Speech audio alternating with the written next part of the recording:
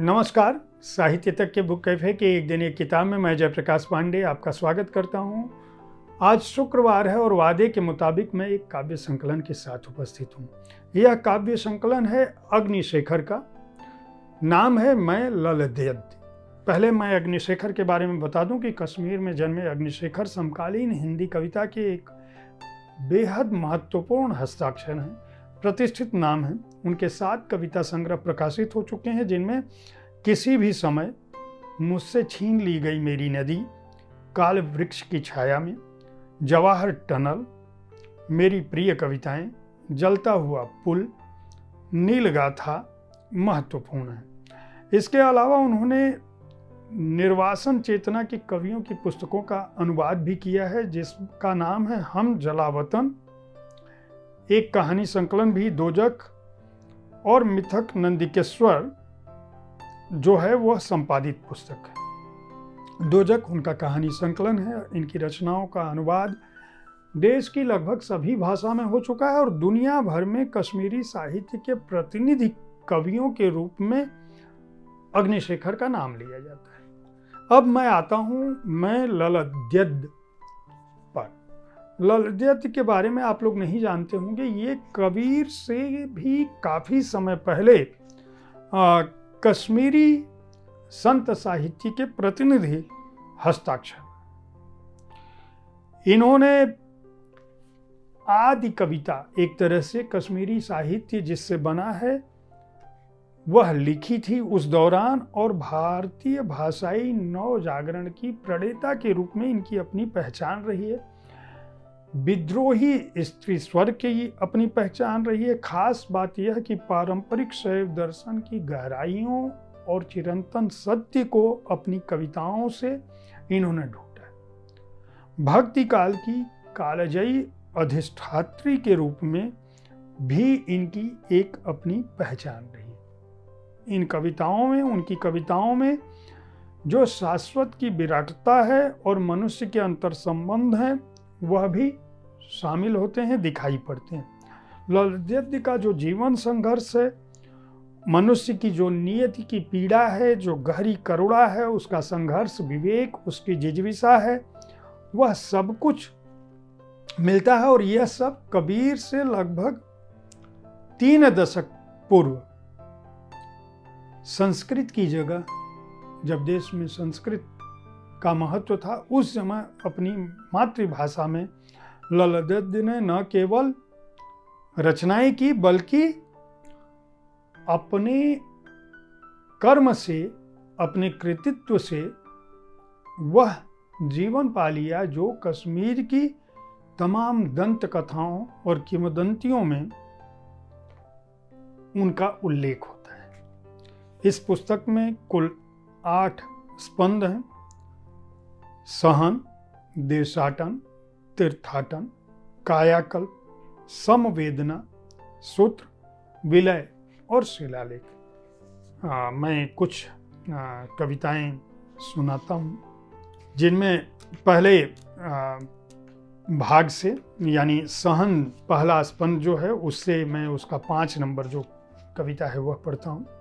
फिर एक बार कुपित हुई मेरे कंत की माता, सूत उसका दिया, महीन क्यों नहीं मैंने काता, पता नहीं नदरू के तंतु सा, और क्या काटती मैं, बुहारा नहीं ठीक से घर आंगन उसका, नदी घाट पर नहीं ढंग से, पछीटे कपड़े लत्ते। क्या कहूँ सूत, जो दिया ही नहीं था काता मैंने, कर्मों का लेखा यह सूत। आवाज चलता चरखा, सांस सांस बुनता प्राणों के कपास से, और ध्वन भी नहीं सुनता कोई।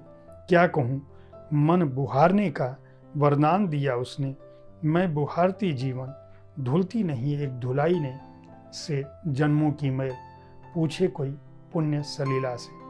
तब भी मैं नित्य कात रही धूप छाँव, शीत और ग्रीष्म, देख रही देवरानियाँ दया से ससुर श्री, ग्राम भी देख रहा समूचा दया से। बुहारती हूँ धूल उनकी, सीढ़ी टिका टिका कर चढ़ती लेपती नन्ही बाहों से, शापित दीवारें उनकी गिरती फिर उठती डांट के भय से। कभी खाली घड़ा रखती उलटाए, उस पर रखती एक और घड़ा उल्टाए, फिर चढ़ती रसोई की धुआं खाई दीवारें बुहार लीपने कितनी बार गिरी हूं सांस की खिलखिलाहट से फिसल कर।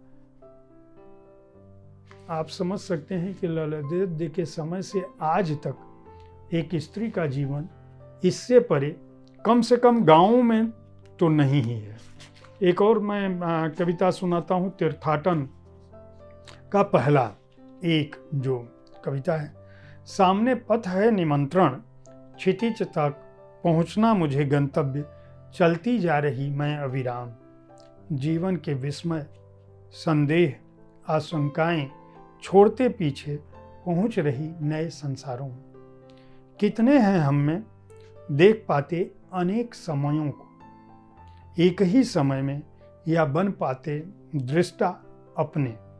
उस मोड़ पर टूट जाना, शीश पर धरे जल भरे घड़े का, बदल गया घर लौटने का मार्ग मेरा, बदल गया जीवन और ध्येय मेरा। यह जो जोगिनी व भिक्षुनियाँ हुई हैं यहाँ अतीत में, जीवन के मोड़ों पर टूट गिरे होंगे घड़े उनके भी, और मुक्त हुई होंगी बंधनों से। पर क्या त्यागना घर, आना बाहर पर्याप्त रहा होगा? कितना चली होंगी अनिकेत त्रासदायी सुरम्य उपत्यका में, लक्ष्य की गहन गुफा में, ध्यान में विश्रांति पाने से पहले छली गई होंगी कितनी बार, लक्ष्य अभी दूर मेरा और दुर्गम। एक और कविता मैं आखिरी स्पंद से सुनाता हूँ, जिसका नाम है विलय। विलय में केवल एक स्पंद है, मैं शिलालेख से सुनाता हूँ जो 8वां स्पंद है इसका। इस तरह शताब्दियाँ बीत गई, अतीत न हुई ललद्यद, न कथा उसकी न वाक उसके। हंसती है हम पर, हम दया के पात्र उसके, मिला नहीं सकते आँख से आँख उसकी। माँ है फिर भी फेरती है हमारे सिर पर अपना हाथ युगों से।